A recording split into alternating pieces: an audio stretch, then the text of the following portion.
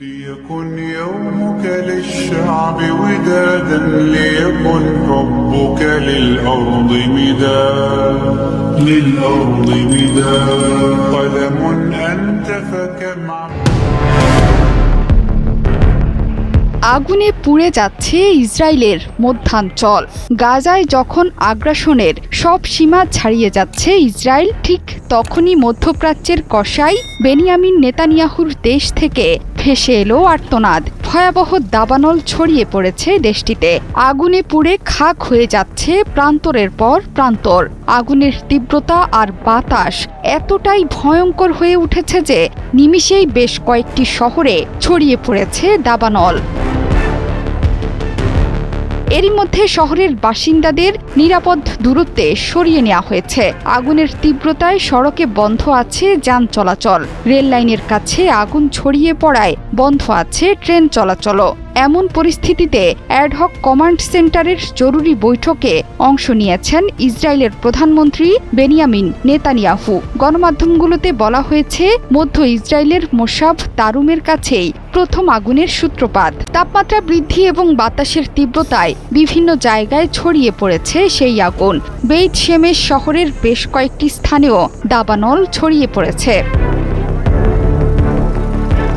একে একে শহরগুলোকে গিলে ফেলছে ভয়ঙ্কর এই দাবানল। বর্তমানে নিয়ন্ত্রণের বাইরে চলে গেছে এই আগুন। এস্তাওল, বেইত মেইর এবং মেসিলাত জিয়ন শহর থেকে বাসিন্দাদের সরিয়ে নেওয়া হয়েছে। ভয়াবহ আগুনের ফলে সড়কের গাড়ি চালকরা তাদের যানবাহনকে ফেলেই শহর ছাড়তে বাধ্য হয়।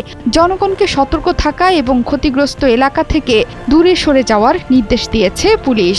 দাবানল ছড়িয়ে পড়া এলাকা থেকে জেরুজালেমে যাওয়ার গুরুত্বপূর্ণ সড়কও বন্ধ করে দিয়েছেন তারা। এরই মধ্যে বিমানের সাহায্যে আগুন নেভানোর কাজ শুরু করেছে অগ্নি নির্বাপন কর্মীরা। আগুন নেভাতে গিয়ে 7 জন দমকল কর্মী সহ কমপক্ষে 9 জন আহত হয়েছেন। ফায়ার অ্যান্ড রেস্কিউ অথরিটির মুখপাত্র জানান, আগুন নেভাতে গিয়ে 9 জন আহত হয়েছেন। তাদের মধ্যে 7 জন দমকল কর্মী এবং 2 জন বেসামরিক নাগরিক।